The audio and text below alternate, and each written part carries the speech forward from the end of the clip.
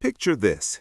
You're 3 years into your dream business. Revenue is climbing. Customers love you. Your team believes in the mission. Then your co-founder walks into your office and says they want out. Not because it's failing, because it's working. And now you have 72 hours to decide whether to buy them out, sell your share, or watch everything you built get sold to someone who'll gut it for parts. This isn't a hypothetical. This is Tuesday for thousands of business owners right now. We talk about entrepreneurship like it's a creativity contest. Build something people want, scale it, succeed. The Instagram version. But there's a parallel track nobody posts about. The one where every growth milestone forces you to choose between your vision and your livelihood, where success doesn't solve your problems, it just makes them more expensive. In 2024 alone, over 40,000 venture-backed startups shut down, not because they ran out of customers, because they ran out of runway while arguing about equity splits, because founders couldn't agree on whether to take acquisition offers, because growth required capital, and capital required control, and control meant someone had to leave. The dream versus reality gap in business isn't about failure, it's about what happens when things actually work. Here's how the trap gets built. Year 1. You start with a partner because the work is impossible alone.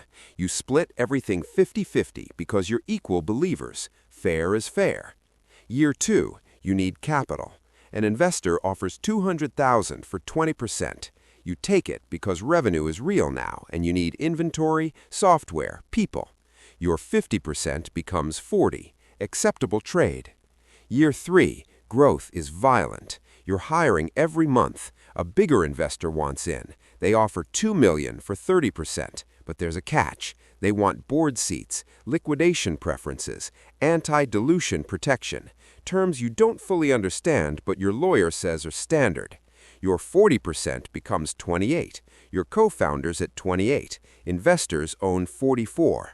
You're still CEO. You still run everything, but you no longer control the outcome.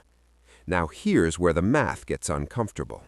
To keep growing at the rate your investors expect, you need another funding round in 18 months, which means more dilution, which means you'll own roughly 18% of the company you started, if you're lucky. And your co-founder? They're doing the same math, and they're tired. This is the moment nobody warns you about. The conversation where your partner says they want to cash out. Not angry, not betrayed, just done. They've worked 80-hour weeks for 3 years. They own 28% of something now worth maybe $8 million on paper, and they want their $2.2 million. Except you don't have $2.2 million. The company doesn't have it. That valuation exists only if someone buys the whole thing. And your partnership agreement, the one you signed when you were excited and naive, has a shotgun clause. If they want out, you either buy their share at fair market value within 90 days, or they can force a sale of the entire company. Suddenly, you're not running a business. You're in a hostage negotiation with someone you used to trust completely. 63% of businesses with co-founders experience a major partnership dispute within 5 years. Only 18% survive it without a buyout or dissolution. The ones that do usually involve someone taking a loan they can't afford to buy out someone who's checked out emotionally but is legally entitled to the upside you're still building. The entrepreneurship industrial complex sells you on passion and perseverance. Build in public. Fail fast, hustle harder. What they don't mention is that the hardest decisions have nothing to do with customers or product. They're about whether to accept an acquisition offer that makes you wealthy but kills your vision, whether to fire a founding team member who's underperforming but owns 12%, whether to take on debt you're not sure you can service just to avoid another dilutive funding round, whether to keep grinding when your mental health is disintegrating, but your cap table won't let you just walk away. The irony is that these decisions get harder as you get more successful.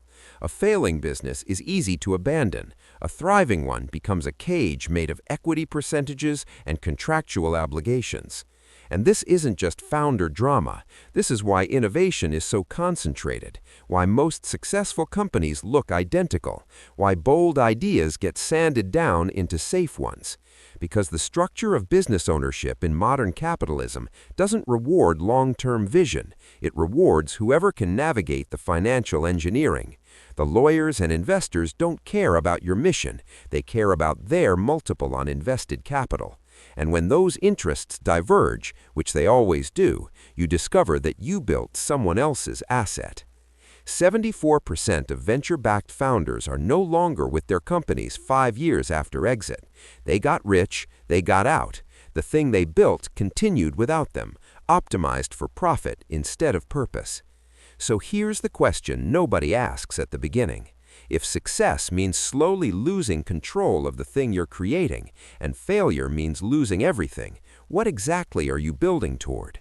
Because somewhere right now, someone is starting a company with a partner they trust completely, 50-50, fair is fair, and the clock just started.